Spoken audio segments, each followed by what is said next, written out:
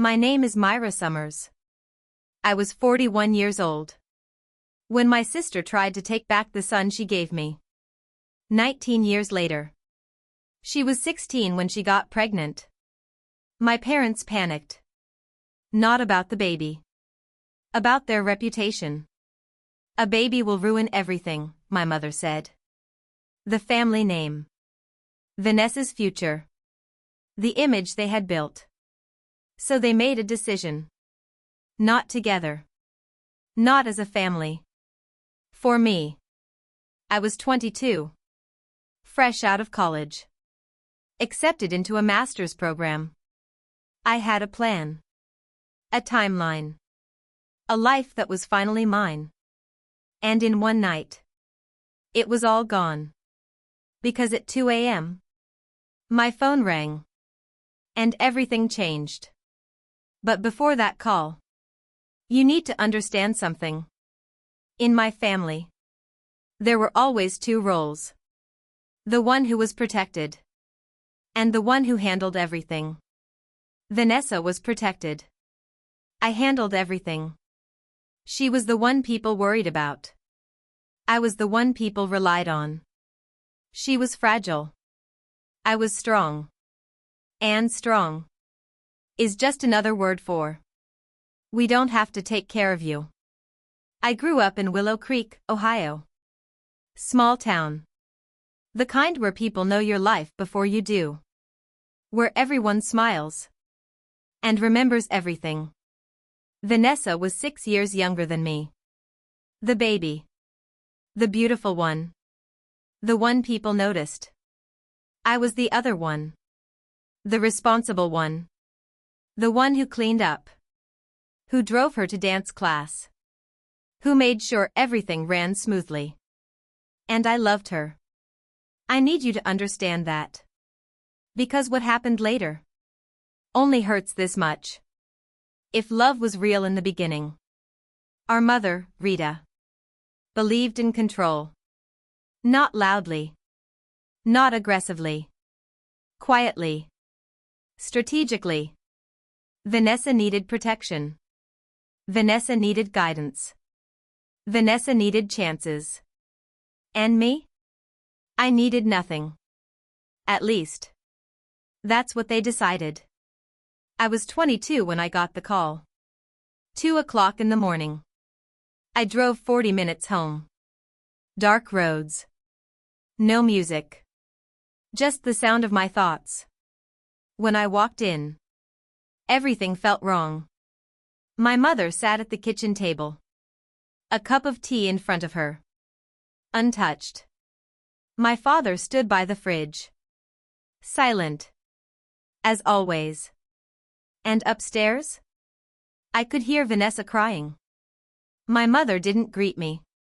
Didn't explain. She just slid something across the table. An ultrasound. 4 months.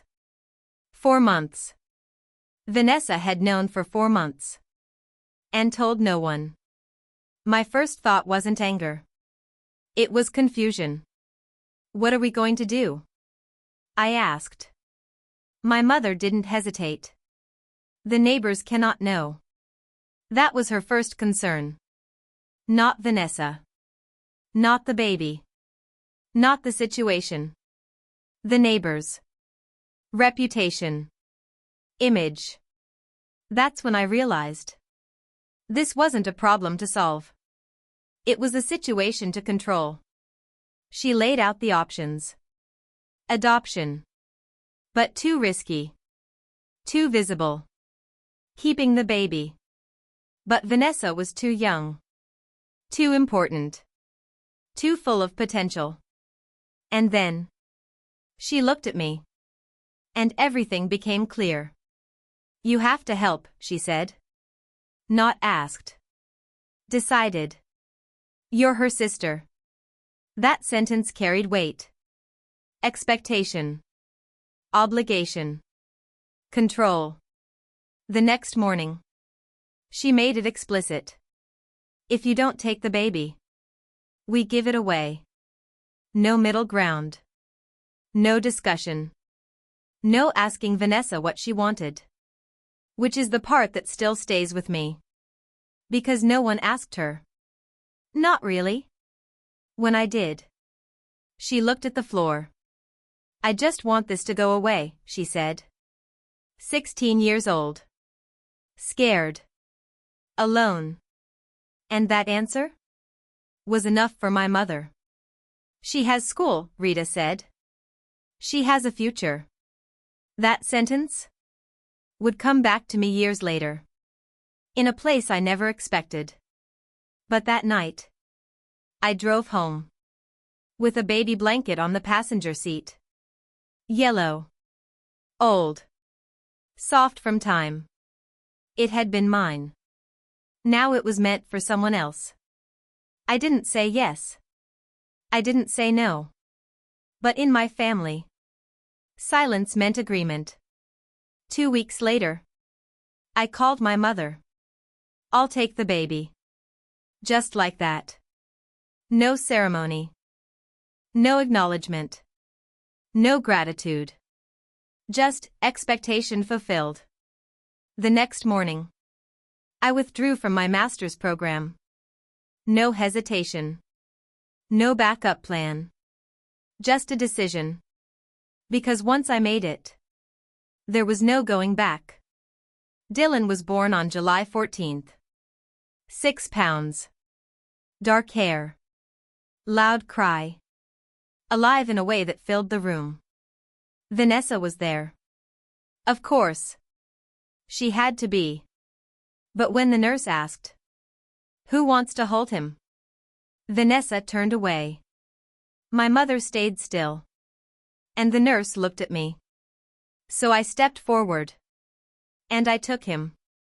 And in that moment, everything changed. Because his hand wrapped around my finger. And he stopped crying. Just like that. Like he knew. Like he had already decided. 3 days later, I brought him home. 1-bedroom apartment. Borrowed crib. Cheap diapers. No help. No backup.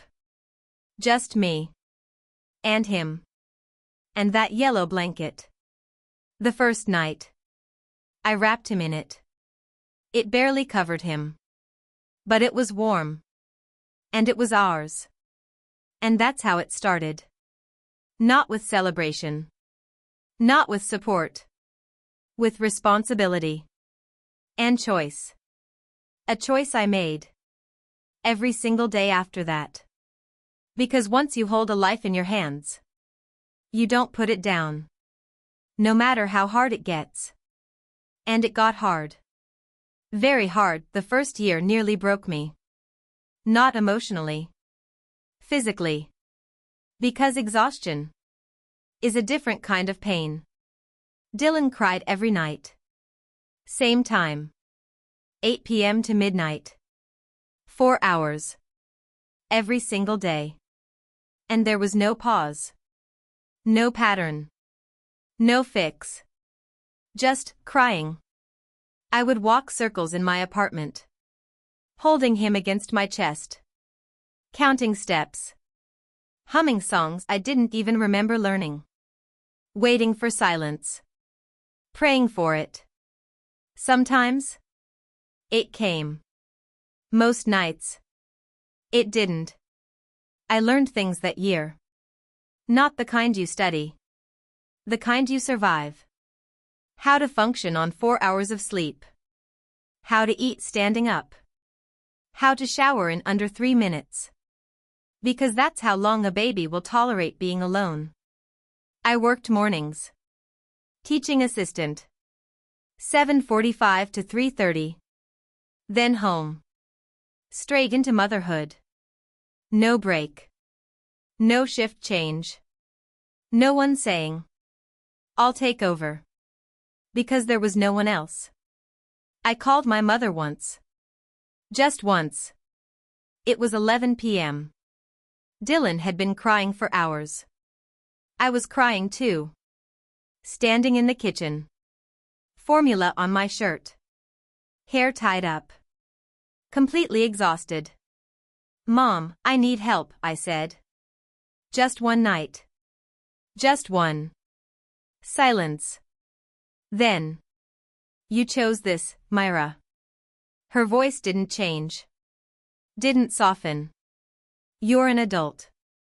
Figure it out." And then. She hung up. That was the last time I asked for help. Because I understood something. This wasn't temporary. This was permanent. Vanessa moved to Boston that same year. College. New life. Fresh start. She didn't call. Didn't ask about Dylan. Didn't ask if he was okay. Didn't ask anything. Because to her, this chapter was closed. And I was the one holding the pages. Months passed. Then a year. Then 2. And life became something else. Not easier. Just structured. Predictable. Manageable. Dylan's first steps? 3 feet across the living room. Coffee table to couch. Arms out. Laughing. Like he had conquered something. And in that moment? He had. Because every step he took was built on something I had carried. His first word. Not mama. Not mommy. Just. Ma. Short. Simple. Perfect. Like he already knew what mattered. By the time he was 3. He was reading. Not letters. Words. Full sentences. He once asked me what riboflavin meant. While eating cereal. I had to look it up. Because he was learning faster than I could keep up. And I was proud. Quietly. Constantly. Because no one else was watching. No one else was there to see it. Except me. At 5. His first day of school. Spider-Man backpack. Shoes slightly too big. He walked through the gate. Without looking back. And I stood there. 15 minutes. Just in case. Because letting go, even for a few hours, felt impossible. No one from my family came. No photos. No calls. No questions. Just silence. And after a while, you stop expecting anything else. When Dylan turned 6, Vanessa called. First time. Years. Her voice was different. Polished. Refined. Distant. She didn't ask about Dylan. Not once. She asked about a car. A Toyota she left behind. She needed money. Apartment deposit. Is it still there? She asked. That was the conversation. 42 seconds. I timed it. Because I needed to understand how someone could ignore a child for 6 years and then call about a car. That night, my mother called. Don't make things difficult for Vanessa. I looked at the phone. Then at Dylan. Drawing at the table. Completely unaware. I'm not making anything difficult, I said. I'm making dinner. And that was the truth. Because my life had become small. Focused. Centered around one thing. Him. Years passed like that. Quiet. Consistent. Real. Then. When he was 8. Everything changed. Not outside. Inside. He was sitting at the kitchen table. Homework spread out. Pencil in hand. Serious. Thinking. And then he asked, how come I don't have a mom and dad like the other kids? Time stopped. Not dramatically. Just still. Because questions like that don't have easy answers. I turned off the sink. Dried my hands. Sat across from him. Looked at him. Really looked. And chose honesty. I love you more than anything, I said. Your birth mom loves you too, in her own way. But I'm the one who's here. I'm the one who always will be. He studied my face. Like he was searching for something. Then he nodded. I know. Pause. I just want to call you Mom. That was it. No drama. No emotion. Just a request. Simple. Clear. And it broke me. Completely. Because I hadn't cried in years. Not when I was alone. Not when I was overwhelmed. Not when I was abandoned. But this was different. Because this wasn't pain. This was recognition. He got up. Walked around the table. Wrapped his arms around me. Small. Tight. It's okay, Mom, he said. First time. And in that moment, everything changed. Not legally. Not officially. But completely. Because titles don't come from biology. They come from presence. From consistency. From showing up. Every single day. That night. After he went to bed. I sat alone. Thinking. About everything. About the years. The silence. The absence. And I almost called my mother. Almost said?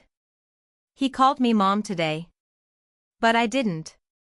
Because I already knew what she would say. Don't confuse him. You're not his real mother. You're overstepping. So instead, I opened the safe. Took out the papers.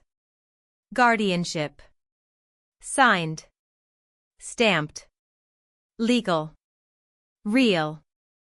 My name. On every line. And underneath? The yellow blanket. Folded. Faded. Important. I held it for a moment. Then I put it back. Closed the safe. Turned off the light. Because I didn't need validation anymore. I already had something stronger. A child. Who chose me back. And that changes everything. Teenage years don't arrive quietly. They come with questions. With edges. With moments that force truth into the open. Dylan was 14. When things started to shift. Not dramatically. Subtly. Like something under the surface. Was beginning to move. He had grown taller. Voice deeper. Less questions about the world. More about himself. Which is where things get complicated. Because identity doesn't stay silent forever. It asks. It pushes. It demands answers. And eventually, it finds them. It started with a project. Family history. Simple assignment. Build a tree. List names. Trace connections. Other kids complained. Rolled their eyes. Did it last minute? Dylan didn't. He sat at the kitchen table. Notebook open. Pen ready. Serious. Can you help me? He asked. And just like that, everything I had carefully managed stood in front of me. Waiting. I pulled out a chair. Sat beside him. We started with what was easy. My name. His. Address. Dates. Then. The space where things change.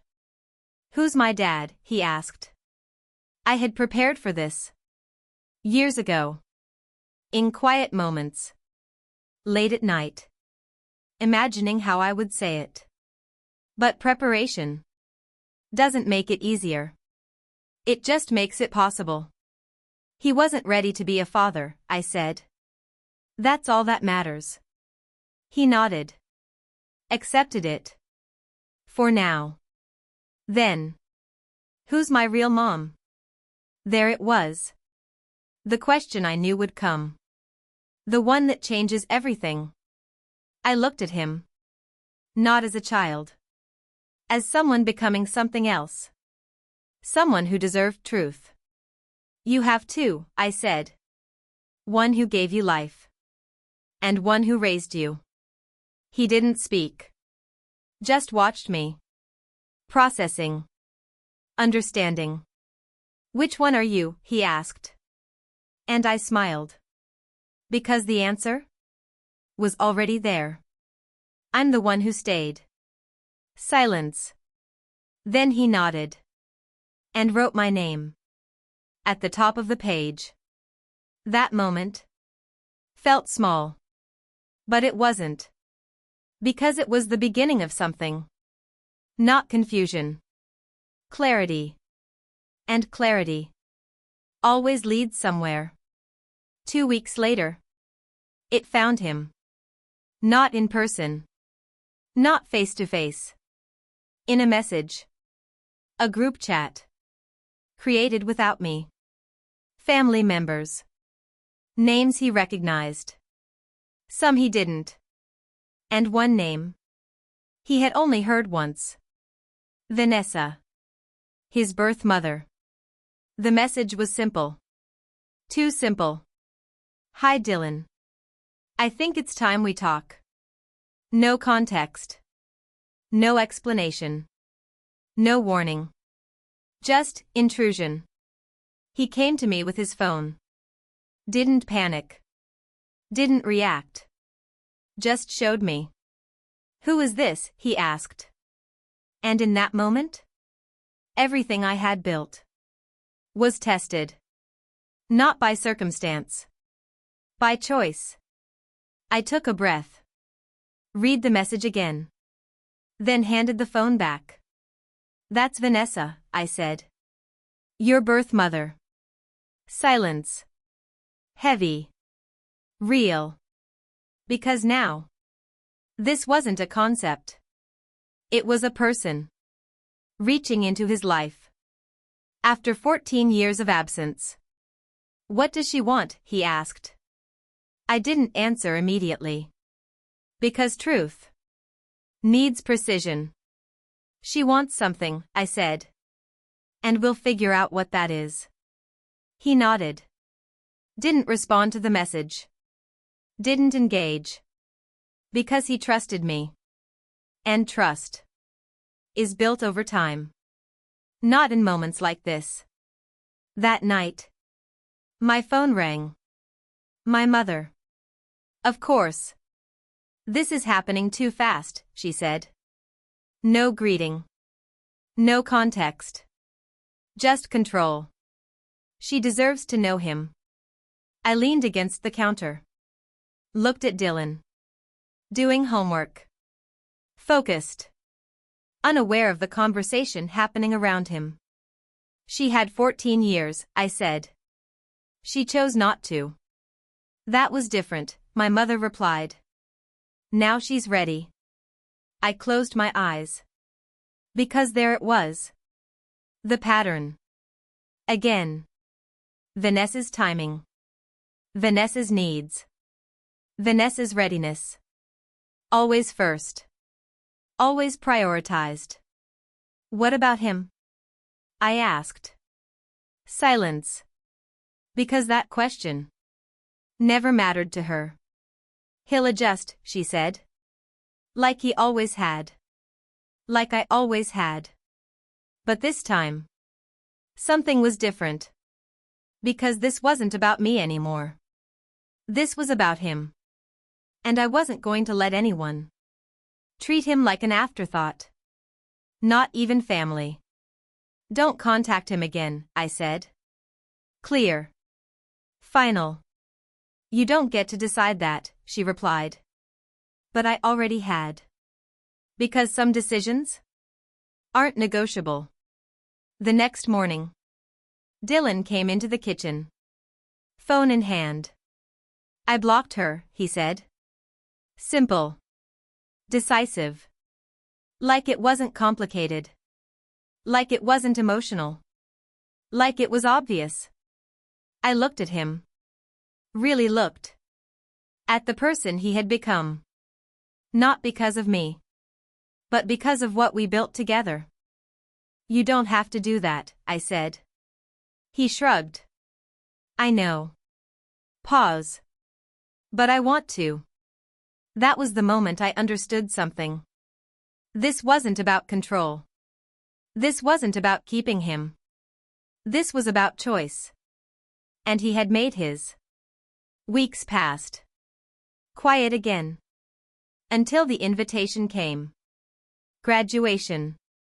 High school. Big auditorium. Hundreds of people. Families. Celebrations. And in the middle of it. A moment. A stage. A name being called. And I knew. They would be there. My mother. Vanessa. Maybe others. Because people like them? Don't miss public moments. Not when they can claim something. Not when they can rewrite history. In front of an audience. But this time. They weren't walking into their version of the story. They were walking into ours. And for the first time. I wasn't preparing to defend anything. I was preparing to stand. Next to the person. Who chose me first. Graduation day felt louder than it should have. Not just the crowd. Not just the music. Everything. Because moments like this. They carry weight. Years. Decisions. Sacrifices. All of it. Compressed into one stage. One name. One walk. The auditorium was full. Families lined every row. Cameras ready. Phones raised. People waiting to capture a moment? They helped build. I sat in the third row. Not the front. Not the back. Exactly where I wanted to be. Visible. Present. But not competing. Because this wasn't about being seen. It was about being there. And I always had been. Dylan sat with his class. Cap slightly tilted.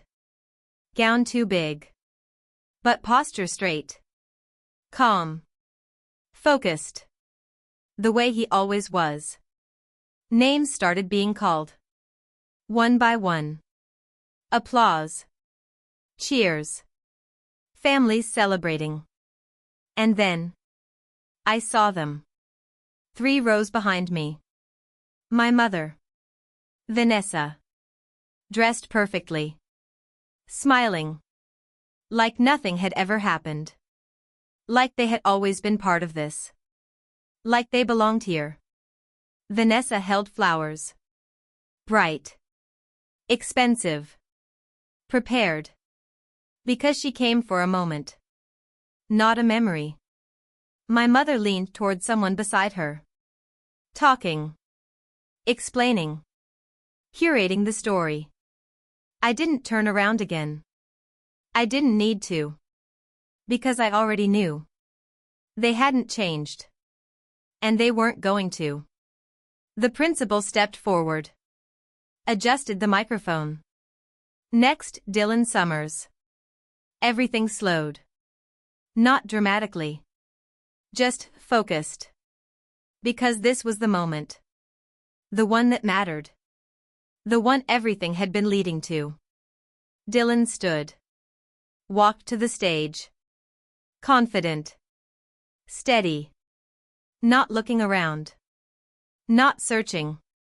Not waiting. Because he already knew where to look. He took his diploma. Shook hands. Turned. And for a second? Our eyes met. Across the room. And that was enough. Because that look said everything. Recognition. Gratitude. Choice. Then something unexpected happened. He didn't walk off the stage. He paused. Turned back toward the microphone. The room quieted. Confused. Curious. He adjusted it slightly. Looked out at the audience. Then spoke. I know this isn't part of the program. A few light laughs. Nervous. Uncertain. But I need to say something. The room stilled. Because authenticity demands attention. I've been asked a lot lately. About my family. Pause. Measured. Intentional. And I realized something. He glanced down. Then back up. Clear. Certain. Family isn't about who shows up when it's easy. It's about who shows up when it's not. Silence. Complete. Because everyone understood. Even if they didn't know the full story.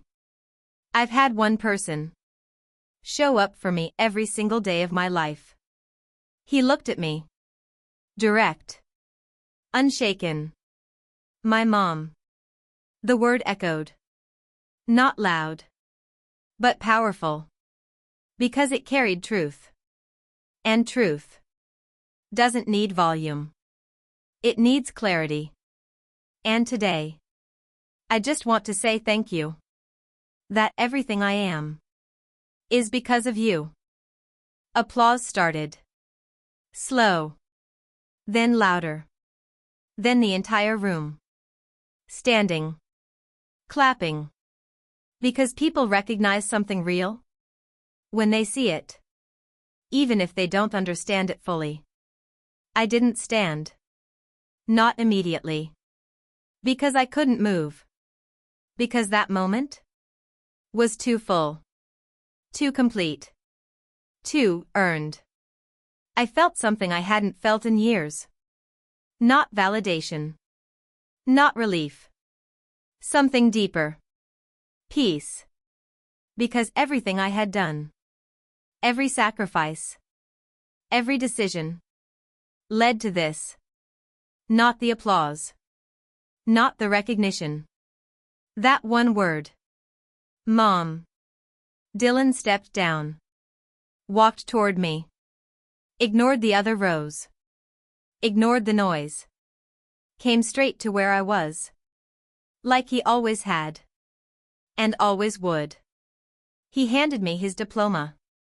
Hold this, he said. Like it belonged to me too.